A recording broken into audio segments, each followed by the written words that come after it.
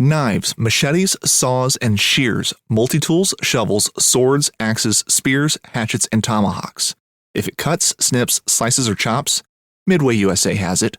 Find great gift ideas in our huge selection of pocket knives and other everyday carry folding knives. Make a statement or create a family legacy with one of our top-of-the-line hunting knives. We've got a great selection of manual and electric sharpeners too. For just about everything for the outdoors, check out MidwayUSA.com. Brave anglers search for the one they call king, but who will take his throne? Tune in to Waypoint TV's Battle for Silver, Saturday, May 18th from 12 to 6 p.m. Eastern, presented by Abyss Battery. Waypoint TV.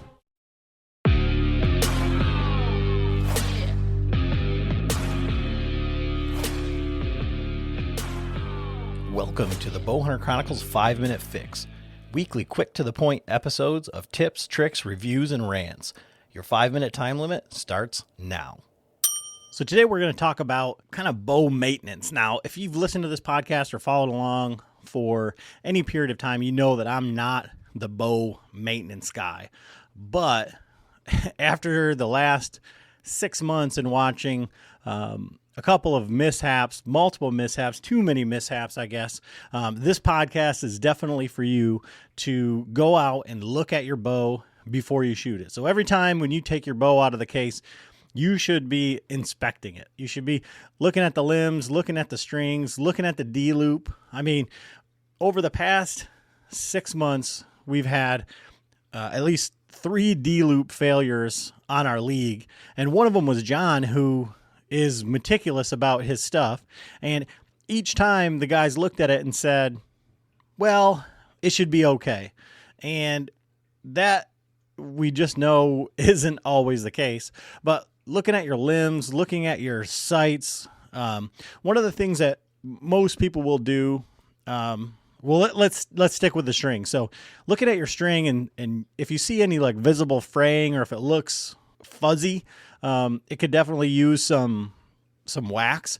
But even so, like I've got a brand new Bear Alaskan. Basically, it's only been shot as a test bow, and John took it turkey. We took it turkey hunting a few times, but the string, because I think it was an actual problem with the cable guide, just kind of shredded the string, and it makes me nervous even now to shoot it. And so just looking at that is one of the things that you can do just to make sure that everything's not going to blow up on you. I had a bow blow up on me years ago from a really, really dry string, and I drew back and I heard a tink, and then the bow just, the string just let go. So you junk the bow. So those are some things that can happen if you're not paying attention. But even if you are paying attention, some of the things you can do if you do have some sort of an issue or failure, or like, let's just say all of a sudden your bow is not shooting where it's supposed to be. There's a few things that we do to make sure that everything lines up, and that's putting like guide marks on your bow. So you can, what we do is we mark where the peep is supposed to be, put a line with a marker, and you can do it with like a white marker if you had a black string or something like that. But we have lighter strings, so usually a black marker will suffice.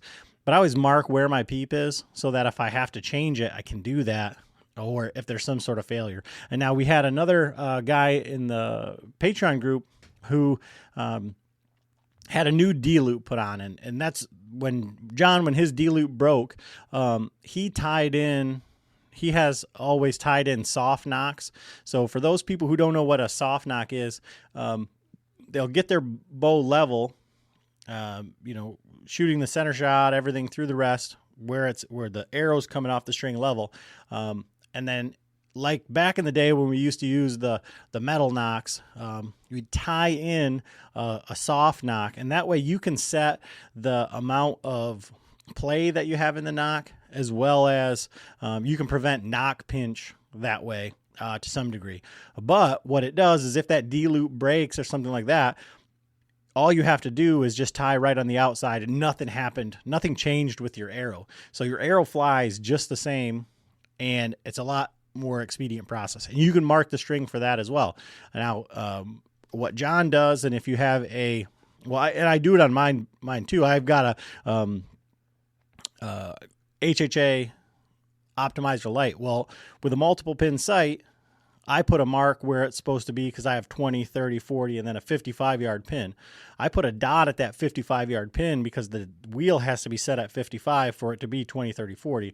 Otherwise, if I were to just set it at 20, I would be way off, and my brother-in-law did that on his and completely missed a deer. So that's just some things to think about, putting some guide marks, some index points on your bow, on these critical things to make sure that everything is the same every single time. So be inspecting your bow, think about what things are critical and kind of where you can put these marks so that the next time you pull out your bow in a pinch and something's going wrong, you have these reference marks to check out. And then if your D-loop is frayed, if you've got any sort of issue, definitely replace that before something happens and you punch yourself in the face.